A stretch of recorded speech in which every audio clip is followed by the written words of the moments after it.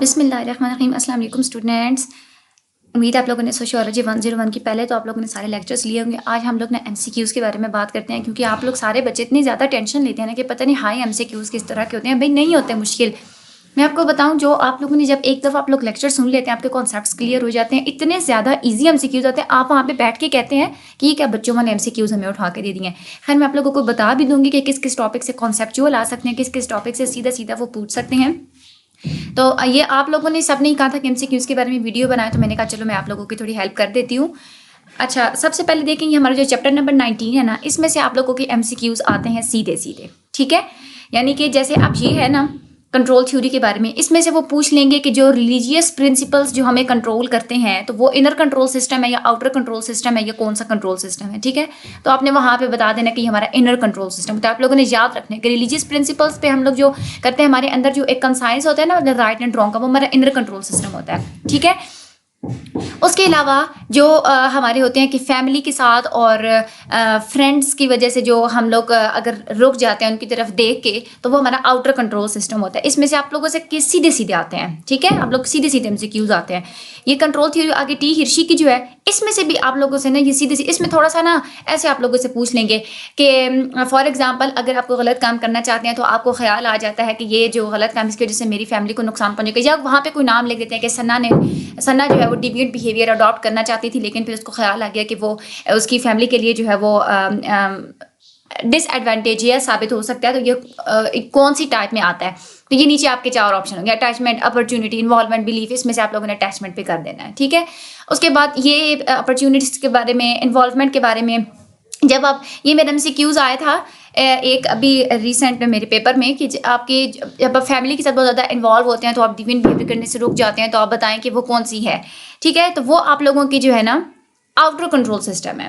ठीक है, क्योंकि जब इन्वॉल्वमेंट की बात होती है ना, फैमिली आप लोगों को अगर बताती है तो वो आप लोगों को आउटर कंट्रोल सिस्टम होता है। लेकिन जो फैमिली के साथ अगर वहाँ पे पूछते हैं ना कि अगर किसी सन्ना की फैमिली के साथ बहुत ज़्यादा अटैचमेंट थी, इस तरह के जो एमसीक्यूज होता है, तो आप लोगों ने बताना है वहाँ पे ऑप्शन आप लोगों का अटैचमेंट ही होगा। वहाँ से देख के आप लोगों को पता चल जाता है। दूसरा आप लोगों से वो ये कह देंगे कि अगर आप कोई डिविएंट बिहेवियर करना चाहते थे, लेकिन आप लोगों को जो रिलीजन है, जो मॉरल प्रिंसिपल सिखाए हैं, उसकी वजह से अगर आप रुक गए हैं तो क्यों रुक गए हैं, उसमें आपका ये करेक्ट आंसर बिलीफ होगा। इस तरह के जो है ना वो आते हैं। ठीक है, उसके अलावा ये जो स्ट्रेन थ्योरी है, इसमें से भी आप लोगों को इस तरह से कॉन्सेप्चुअल एक बना देंगे कि अली के पास अली ने जो है ना एक गोल सेट किया हुआ था, लेकिन क्या था कि वो ठीक तरह से मतलब अप्रूव्ड मीन्स नहीं थे उसके पास कि वो उस गोल को जो है वो अटेन कर सके, या हर्डल्स थी उसको गोल अटेन करने में। तो वो सिचुएशन क्या होती है, तो आपने क्या कह देना, एनॉमी होती है। ठीक है, तो ये आप लेक्चर में सारे जो आप कर चुके हैं ना पहले कंसेप्ट के लिए, ये वही है। अच्छा, ये यहाँ से इस तरह का एमसीक्यूज आता है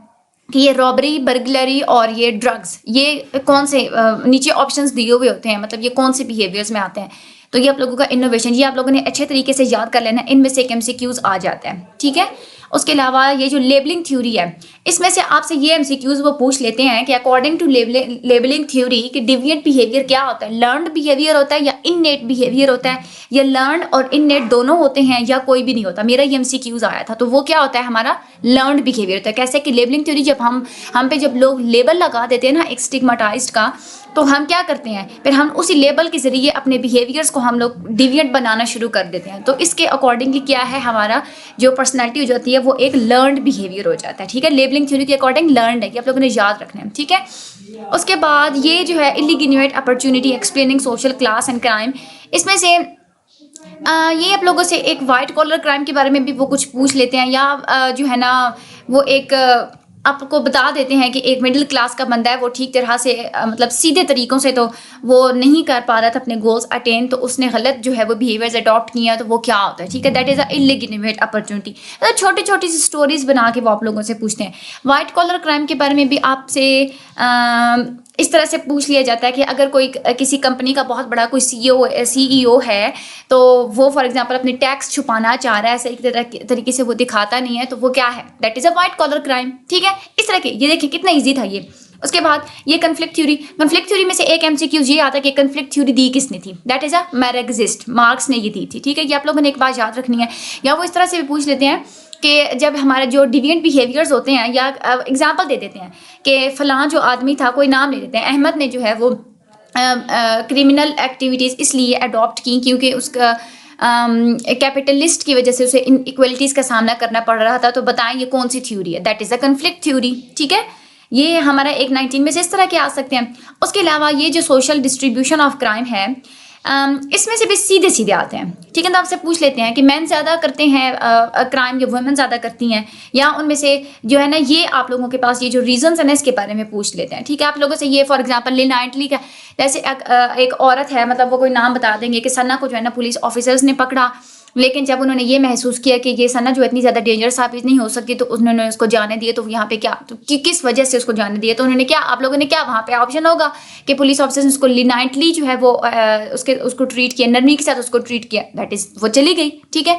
उसके बाद वेमेन विक्टिम्स, इसके बारे में एक एग्जाम्पल फॉर एग्जाम्पल आपको दे देते हैं कि अगर कोई औरत है, उस पर वायलेंस हुआ है, तो वो अगर नहीं जा रही अगर पुलिस में रिपोर्ट करवाने के लिए, तो उसके पीछे क्या रीजंस हो सकते हैं, ठीक है। ये आप लोग मेडिकल एग्जामिनेशन के रीजन हो सकते हैं। प्रोसेस ऐसा होता है, पुलिस उल्टे सीधे सवाल करती है, कोर्ट रूम्स के धक्के खाने पड़ते हैं, या बता सकते हैं। उसके बाद ये एज और क्राइम, इसके बारे में एक यही आता है कि ज़्यादातर यही क्वेश्चन पूछ लिया जाता है कि किस एज में ज़्यादा जो है ना वो क्राइम करते हैं। तो दैट इज़ आप लोगों ने क्या करना है कि एडोलेसेंस में स्टार्ट होते हैं, और जो लेट टीन्स होते हैं यानी कि 18-19 एज, यहाँ पे जो है ना वहाँ पे बिल्कुल पीक पे जाते हैं, उसके बाद फिर फॉल करना स्टार्ट कर देते हैं। तो ये इसमें से इस तरह का MCQs आता है, ये आप लोगों ने याद रख लेना है। उसके अलावा हमारा ये जो सोशल क्लास और क्राइम के बारे में, इसका क्या, वो आप लोगों को एक एग्जाम्पल दे देंगे, ठीक है। फॉर एग्जाम्पल वो आपको बता देते कि कोई बहुत ज़्यादा हाई स्टेटस का बंदा है, उसने फलां इस तरह का क्राइम किया है, ठीक है। या आप लोगों से यूँ कह देते हैं कि एक बंदा है तो उसने अपने टैक्सेस छुपाने के लिए, हालांकि उसकी प्रॉपर्टी बहुत ज़्यादा थी, तो उसने क्राइम किया। तो ये कौन सा क्राइम? मिडिल क्लास का क्राइम है, वाइट कॉलर क्राइम है, लोअर क्लास का क्राइम है, कौन सा crime? That is a white collar, ठीक है। उसके बाद ये आप लोगों ने याद रखना है कि वाइट कॉलर क्राइम किसने दी था, ये थ्योरी सदरलैंड ने बताई थी। ये भी आप लोगों के MCQs में आ जाता है, ठीक है। उसके अलावा इसमें से और कौन से किस तरह के आ जाते हैं, यहाँ पे जो है ना ये साइबर की ये वाली एक एग्जांपल दी हुई है, ये सारी ये आप लोग ने अच्छे तरीके से याद करनी, ये शॉर्ट क्वेश्चन में आ जाती है, ठीक है। इस दफ़ा भी 1-2 दफ़ा शॉर्ट क्वेश्चन में बच्चों के पेपर में आई है, ठीक है। उसके बाद आप ये ऑर्गेनाइज्ड क्राइम के बारे में वो कोई पूछे, फॉर एग्जाम्पल अगर कोई स्मगलिंग कर रहा है, ठीक है, वो आप लोगों को ऐसे एग्जांपल, ये मेरे पेपर में आया था कि अब फलां कोई नाम कोई दिया हुआ था कि फलां बंदा है, तो वो स्मगलिंग करता है, लेकिन वो लोग उसको इस तरीके से वो करता है कि लोगों को पता नहीं चल रहा कि वाकई में वो स्मगलिंग करता है या कोई अच्छा बिजनेस कर रहा है। तो ये कौन सा क्राइम है? That is a organized crime, ठीक है। ये भी आप लोगों ने याद रख लेना इस तरीके से। उसके अलावा ये एथनिसिटी और क्राइम, ये भी आप लोगों ने एक दफ़ा रीड आउट कर लेना है। इसमें से भी आपसे ये पूछा जा सकता है, यूँ आप लोगों को एक सिनेरियो बना के वो कोई दे देंगे कि फ़लाँ कोई इलाके में ना, यहाँ पे कोई फ़लाँ एक एथनिक ग्रुप है, तो हर वक्त उसी को ब्लेम कर दिया जाता है। तो आप क्या कहेंगे कि इस क्राइम का ताल्लुक किस कैटेगरी से है? तो दैट इज़ क्या, एथनिसिटी से ताल्लुक है, ठीक है। प्रेजुडाइज पे बेस पे जो है वो क्राइम्स होते हैं, ये आप लोगों ने एक बात याद रख लेनी है। उसके अलावा इसमें और क्या होता है, ये फॉर एग्जांपल मार्जिनलाइजेशन के बारे में आपसे एक MCQ इस तरह का पूछ सकते हैं कि अगर कोई बंदा है, अगर कोई माइनॉरिटीज़ हैं किसी कंट्री में, तो उस माइनॉरिटी को जॉब नहीं देते लोग, या उनको एजुकेशन सेक्टर में बिल्कुल साइड पे धकेल देते हैं, तो ये क्या है, ठीक है। आपने क्या बताना है? मार्जिनलाइजेशन है, क्योंकि एक हम सोसाइटी के एज पे अगर किसी माइनॉरिटी को धकेल देते हैं तो वो मार्जिनलाइजेशन होती है। उसके बाद रिलेटिव डेप्रीवेशन, वो आप लोगों ने आप इस तरह का सिनेरियो दे सकते हैं कि फ़लाँ अगर कोई माइनॉरिटी है, तो वो या कोई फ़लाँ जो इंसान है वो एक्सपेक्ट करता है सक्सेस को, लेकिन उसको ऐसी अपॉर्चुनिटीज़ नहीं मिलती कि वो सक्सेस को अटेन कर पाए, तो वो क्या चीज़ है? That is a relative deprivation, ठीक है। इस तरह की वो जो है ना स्टोरीज बना के छोटे छोटे आप लोगों को दे देते हैं।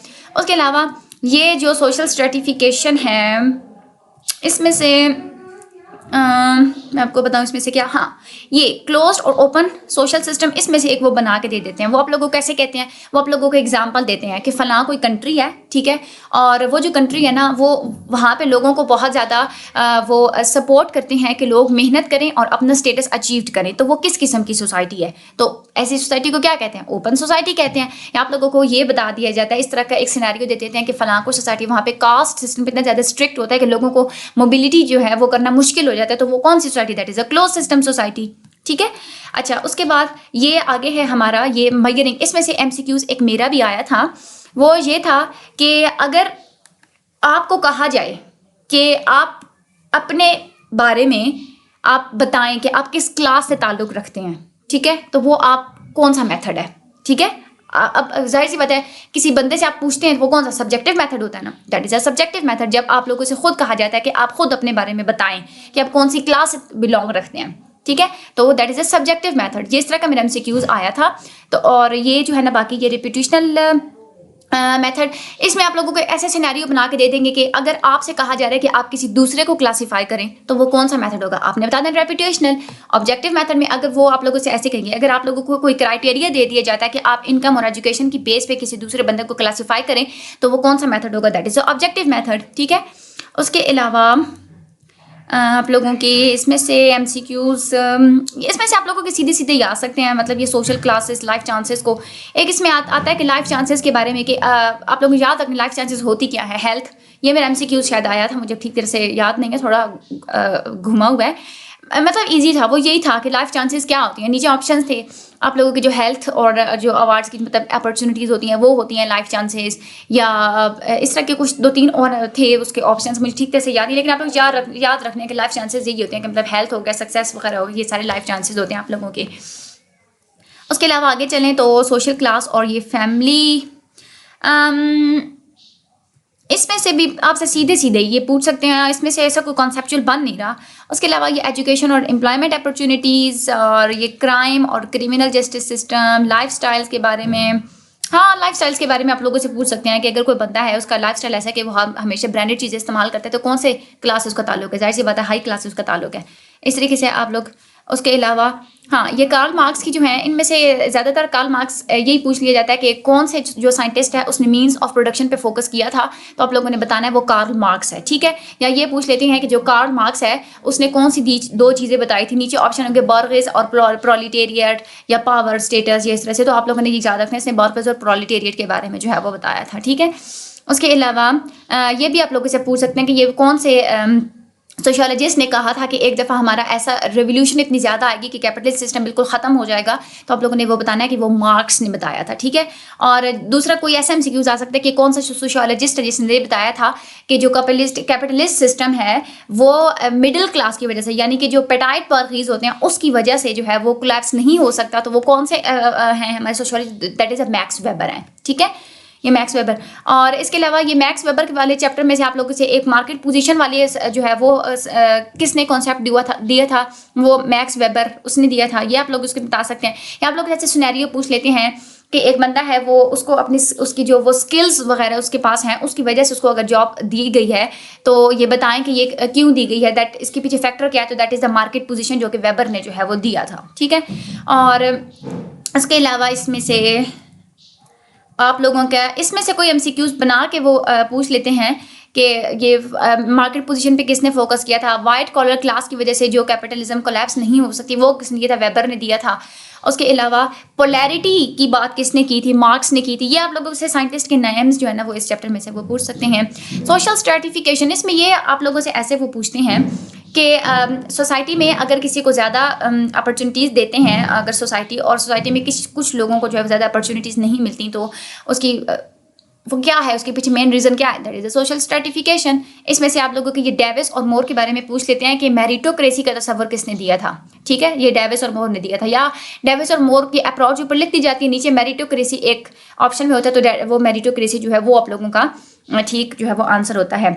उसके अलावा डेविस और मोर के अप्रोच में एम्पेरिकल बेस नहीं थी, ठीक है, ये मेरा एमसीक्यूज आया था, ये आप लोगों ने बात याद रखनी है। और फंक्शनलिस्ट व्यू ने जो सारी इनइक्वालिटीज़ होती हैं इसको जस्टिफाई किया था, ठीक है, ये भी आप लोगों ने बात याद रखनी है। अच्छा, उसके अलावा आप लोगों का सोशल क्लास एज सब कल्चर, इसमें से आप लोगों को कॉन्सेप्ट सारा है, आप लोग इर्द गिर्द देखते भी हैं, तो इसमें से कोई भी सिनेरियो पूछते हैं बहुत ईजी होता है। हाँ, ये जो आप लोग ये मेरे एमसीक्यूज में आया था कि अगर आप ये वाली स्टेटमेंट दी हुई थी, giving up some things in the present for the sake of the future gains, तो वो क्या होता है, that is a deferred gratification, ठीक है। ये आप लोगों ने बात याद रखनी है, लेकिन आप लोगों ने ये बात भी याद रखनी है, ये भी एक एमसीक्यूज था कि जो इमीडिएट ग्रेटिफिकेशन होती है, ठीक है, वो पॉवर्टी में होती है, जो इमीडिएट ग्रेटिफिकेशन वो काज है या कॉन्सिक्वेंस है, तो वो आप लोगों ने बताना है कि ये कॉन्सिक्वेंस है, ठीक है, अफेक्ट होता है पॉवर्टी का, that is not a cause. Immediate gratification poverty का अफेक्ट है, यानी कि कॉन्सिक्वेंस है, ये आप लोगों ने बस याद रखनी है, ये एमसीक्यूज में आता है। दूसरा ये कल्चर ऑफ पॉवर्टी आप लोगों से वो पूछ लेते हैं कल्चर ऑफ पॉवर्टी क्या कहती है। नीचे स्टेटमेंट्स होंगे, एक स्टेटमेंट में लिखा हुआ होगा कि कल्चर ऑफ पॉवर्टी ये कहती है कि जो पेरेंट्स होते हैं वो खुद ही जो है वो पॉवर्टी अपनी एक जनरेशन से दूसरी जनरेशन में पास ऑन कर देते हैं, ठीक है। इस तरह का वो क्वेश्चन आ सकता है। या इसके क्रिटिक्स जो हैं ये आप लोगों को सारे लेक्चर लिए आप लोगों को वो है ना कॉन्सेप्ट है, आप लोग इसको आसानी से कर लेंगे, ठीक है। उसके अलावा आगे अगर आ जाएं तो हाँ सोशल मोबिलिटी में ये आप लोगों से ना ऐसे सिनेरियो बना के पूछ लेते हैं कि अगर एक बंदा है, आप लोगों को नाम बता देते हैं कि अली ने जो है ना वो मूव ऑन किया एक ऑर्गेनाइजेशन से दूसरी ऑर्गेनाइजेशन की तरफ, लेकिन उसका जो सोशो इकोनॉमिक पोजीशन जो है वो सेम रही है, तो वो कौन सी मोबिलिटी है? That is a horizontal mobility. या आप लोगों से ये पूछ सकते हैं वो कि अगर कोई सना है, सना का फादर जो है वो कारपेंटर था, लेकिन सना ने बहुत ज़्यादा मेहनत की, उसने अचीव किया स्टेटस को और वो उसने CSS पास किया फॉर एग्जाम्पल, और उसने हाई स्टेटस अचीव किया, तो ये कौन सी मोबिलिटी है? तो ये आप देखें सना का कंपैरिजन उसके फादर के साथ करवाया जा रहा है ना, तो वो क्या है? हमारी इंटरजनरेशनल मोबिलिटी है, ठीक है। ये सिनेरियो इस तरह से पूछ सकते हैं। या आप लोगों से ये कह दिया जाता है कि अगर कोई बंदा है वो एक जगह से दूसरी जगह माइग्रेट करके मूव ऑन करके, तो ये कौन सी मोबिलिटी है? वो लिटरल मोबिलिटी है। इस तरह के सिनेरियोज इतने ज़्यादा ईजी वो होते हैं। उसके अलावा मोबिलिटी डिटर्मिनेंट्स में इसमें आप लोगों से इस तरह से पूछ लीजिए कि अगर किसी सोसाइटी में एम्प्लॉयमेंट की बहुत ज़्यादा सीट्स हैं, अवेलेबल हैं, ठीक है, एम्प्लॉयमेंट के चांसेस ज़्यादा है, तो वो कौन सा फैक्टर है? स्ट्रक्चरल फैक्टर है, ठीक है। और इसके अलावा ये इंडिविजुअल फैक्टर्स में अगर आपको बता देती जाए, अगर कोई बंदा है वो खुद मोबाइल नहीं करना चाहता, उसके मोबिलिटी ओरिएंटेड बिहेवियर्स उसके अंदर नहीं पाए जाते, या ये पूछते हैं कि उसके अंदर मोबिलिटी ओरिएंटेड बिहेवियर्स हैं, या आप लोगों से ये पूछा जाता है कि अगर कोई फॉर एग्जांपल फलां कोई बंदा है, उसके कोई पेरेंट्स हैं, तो वो अपना सारा पैसा उसकी स्टडीज़ पे लगा रहे हैं और वो ये कह रहे हैं कि हम लोग बाद में अपने आज की जो अपनी खुशियां हैं, अगर हम लोग उसको कुर्बान करेंगे हमें फ्यूचर में फ़ायदा होगा, अपने बच्चे का सक्सेसफुल कैरियर जो है वो बन जाएगा, तो वो कौन सी वो क्या है? तो वो प्रिंसिपल ऑफ डेफर्ड ग्रेटिफिकेशन होता है। या आप लोगों से पूछ लिया जाएगा कि ये कौन सा फैक्टर है, तो वो इंडिविजुअल फैक्टर होता है, ठीक है। उसके अलावा आपसे ये भी एक सिनेरियो दे देता है कि गर्ल्स को जो है वो ज़्यादा अपॉर्चुनिटीज़ नहीं दी जाती प्रोफेशनल लेवल जॉब्स में, और बॉयज़ को ज़्यादा दी जाती हैं, तो ये कौन सा factor? That is a glass ceiling, ठीक है। उसके अलावा आप लोगों से ये फैमिली और ये किनशिप, इसमें से सीधे सीधे क्वेश्चन होते हैं। इसमें से आप लोग ये इस तरह के क्वेश्चन तो मैं आप लोगों को बताऊं ना, जैसे पॉलीगैमी आप लोगों को पता है, एक इसमें क्या होता है कि ज़्यादा लोगों की जो शादी होती है, या फॉर एग्जांपल अगर हम लोग एक्सोगेमी की एग्जांपल ले लेते हैं, ये मेरा MCQ इस तरह के आया था कि कोई फलां बंदा है, नाम लिखा हुआ था, और उसने क्या किया कि अपनी कास्ट से बाहर शादी किया, तो वो कौन सी शादी है? तो वो एक्सोगेमी है। कंसेप्ट होगा आप लोगों का, आप लोग आसानी से कर लेंगे। इस तरह से इसमें सिनेरियो बना के पूछ लेते हैं, फलां एक बंदा उसने शादी की है और वो ना अपनी वाइफ के पेरेंट्स के साथ रहता है, ना अपने पेरेंट्स के साथ रहता है, तो वो क्या है? तो that is a neo local, ठीक है। इस तरह के क्वेश्चन आ जाएंगे और इसमें से भी सारे MCQs होते हैं, सीधे सीधे ही मतलब होते हैं उसमें से। अच्छा, उसके बाद ये ग्लोबलाइजेशन, ये तो बहुत ज़्यादा इजी है, आप लोगों के बस कंसेप्ट होने चाहिए, आप लोग इसको इजीली कर सकते हैं, ठीक है। उसके अलावा ये जेंडर और बायोलॉजी के बारे में आप लोगों से ये पूछ लिया जाएगा कि अगर बायोलॉजिकली जो चीज़ जो जेंडर होती है, हाँ ये वाला मेरा एक क्वेश्चन आया था, हाँ, कि जो जेंडर होती है ना वो बिल्ड कौन करता है? बायोलॉजी बिल्ड करती है, सोसाइटी बिल्ड करती है। तो आप लोगों ने याद रखना कि जेंडर जो कंस्ट्रक्शन होती है ना वो हमारी सोसाइटी करती है, ठीक है। ये मेरा एक MCQ था, ये आप लोग याद कर लेंगे। अच्छा, उसके अलावा इसमें से जो है ना वो MCQs आते हैं इसमें से कि बता देते फेमिनिन ट्रेट्स और ये मैस्कुलिन ट्रेट्स, ये आप लोग अच्छी तरीके से याद करें कौन कौन से हैं। कभी कभार ये कहते हैं कि फेमिनिन ट्रेट्स नीचे से सारे हैं एक्सेप्ट, तो उसमें से आप लोगों ने बता देना होता है, ठीक है, कि एक उसमें से फेमिनिन ट्रेट नहीं होता, बाकी सारे होते हैं। मैस्कुलिन ट्रेट के बारे में इस तरह से आ जाता है, या ऊपर ट्रेट्स दिए हुए होते हैं, वो कहते हैं कि बताएं कि ये कौन से ट्रेट्स हैं, फेमिनिन है या मैस्कुलिन है, तो ये आप लोगों ने याद कर लेने हैं। आगे चलें तो जेंडर इनइक्वालिटीज़ के बारे में, ये आप लोगों के ये जो फंक्शनलिस्ट और ये कन्फ्लिक्ट एक्सप्लेनेशंस है, इसमें से सीधे सीधे MCQs आते हैं, या हाँ इसमें से सीधे आते हैं, ठीक है। उसके बाद इंट्रैक्शनिस्ट एक्सप्लेनेशन, इसमें से एक MCQs मेरा ये आया था कि अगर एक जनरेशन है तो वो मस्कुलिनिटी और फेमिनिटी के सारे कैरेक्टरिस्टिक अपने दूसरे जनरेशन को बताती है, तो ये कौन सा पर्सपेक्टिव है? तो वो क्या है? इंट्रैक्शनिस्ट एक्सप्लेनेशंस हैं, ठीक है। उसके अलावा इसमें से तो सीधे सीधे आते हैं, इसमें कॉन्सेप्ट की वाली बात नहीं है। हाँ, स्कूलिंग के फंक्शंस पूछे हुए थे, मेरा आया था, ये बताए हुए थे कि स्कूलिंग के फंक्शन है, नीचे जो है ना वो ऑप्शंस थे, तो उसमें सोशलाइजेशन वाला एक करेक्ट ऑप्शन था, ठीक है। तो वो सोशलाइजेशन जो है ना वो आप लोगों ने उसको टिक कर देना वहाँ पे। इसमें से इसी तरह के आते हैं। या लेटेंट फंक्शंस के बारे में पूछ लेंगे कि फ़लाँ जो ऑप्शन है इसमें से लेटेंट फंक्शन आप लोग डिसाइड करें। तो यहाँ कुछ सिनेरियो दे देंगे कि अगर कोई बंदा है तो उसको ये सिखाया जाता, अगर उसको जॉब अपॉर्चुनिटीज़ के लिए तैयार किया जाता है, जॉब के लिए, एम्प्लॉयमेंट के लिए स्टेबलाइज उसको किया जाता है, तो वो कौन सा फंक्शन है, that is a latent function. उसके बाद इश्यूज़ एजुकेशन के, इसमें से आप लोगों के सीधे सीधे आते हैं, ठीक है। उसके अलावा ये पॉपुलेशन स्टडी, इसके आप लोगों के ये जो MCQs है ना, MCQs की बेस पे आप लोगों को कैलकुलेशंस करनी होती है। आप लोग MCQs याद कर लीजिएगा अच्छे तरीके से। आपको बता देते बर्थ रेट इतना है, पॉपुलेशन जो है वो इतनी है, तो कैलकुलेट करके बताएं कि क्रूड बर्थ रेट कितना होगा, ठीक है। इस तरह से फर्टिलिटी के ये आप लोगों ने फार्मूलाज याद करने, ये आप लोगों की कैलकुलेशंस में आते हैं, ठीक है। उसके अलावा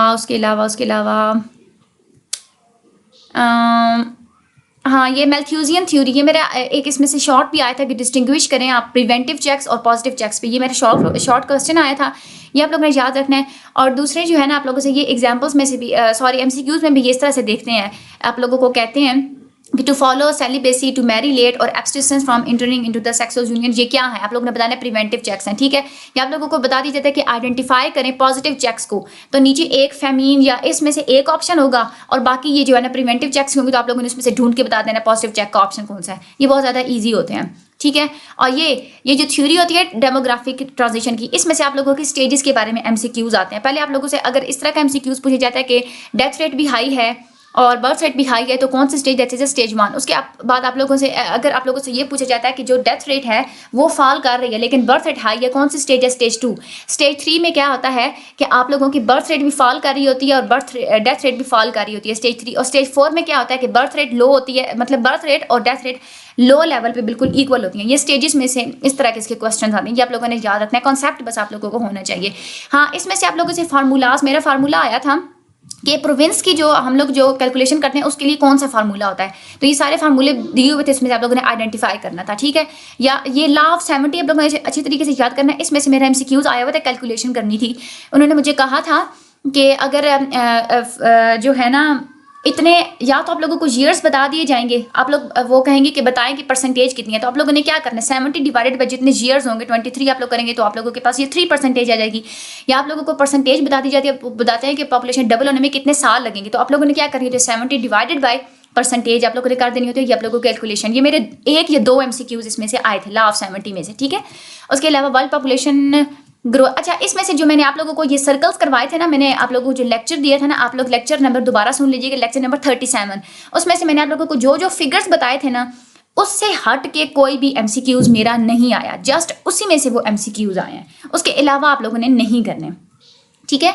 उसके अलावा ये एज डिस्ट्रीब्यूशन भी मैंने आप लोगों को जो बताया था कि आप लोगों ने जो फिगर्स याद करने थे, जस्ट उसी में से MCQs आए हैं, उससे हट के MCQs नहीं आए, ठीक है। हाँ, इसमें से एक मेरा ये MCQs आया था कि ये जो हमारे जो नेगेटिव होती है ना, ये ग्रोथ रेट, ये नेगेटिव ग्रोथ, इसकी जो ये जो बेस है ये बहुत ज़्यादा छोटी होती है, तो इसका क्या मतलब है। तो नीचे ऑप्शन ये थे कि no adults, no male, no female या नो चिल्ड्रंस, तो उसका करेक्ट ऑप्शन क्या था, नो चिल्ड्रंस, क्योंकि बेस हमेशा चिल्ड्रन को रिप्रेजेंट करती है, ठीक है। ये आप लोगों ने इस तरह की जो है वो MCQs आते हैं। ये भी आप लोगों ने सारी स्टेट्स वो जो मैंने आप लोगों को बताया हुआ है ना, जो मैंने आप लोगों को मार्क करवाए थे लेक्चर में, आप लोगों ने वही करने हैं। उसके अलावा implications of the population growth, इसमें से ना आप लोगों का शॉर्ट क्वेश्चन मेरा एक आया था, इम्प्लीकेशंस कौन कौन सी होती हैं, तो मैंने अपने लेक्चर में आप लोगों को ये अच्छे तरीके से बता दिया था कि ऐसे क्वेश्चन को आप लोगों ने सॉल्व कैसे करना है, कौन कौन सी आप लोगों ने वहाँ पे कैसे कैसे बताना है, ठीक है।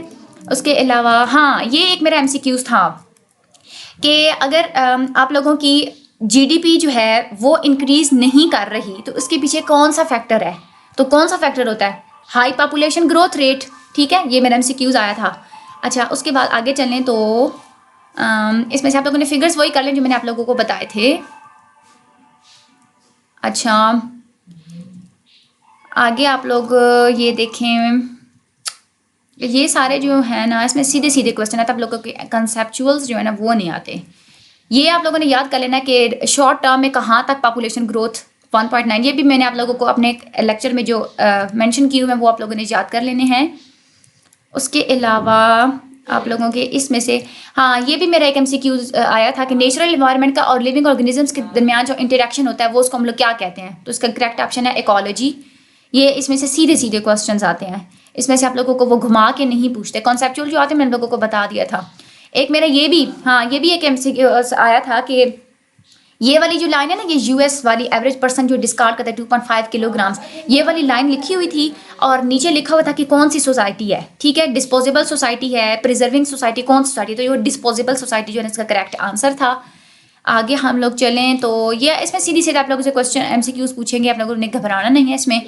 अच्छा आगे हम लोग चलें तो सोशल चेंज और ये कल्चरल लैग के बारे में एक मेरा एमसीक्यूज था कि अगर आप लोगों की सोसाइटी में एक चीज़ बहुत तेज़ी से बढ़ रही है, दूसरी स्लोली बढ़ रही है, तो वो क्या है, that is a cultural lag, ठीक है।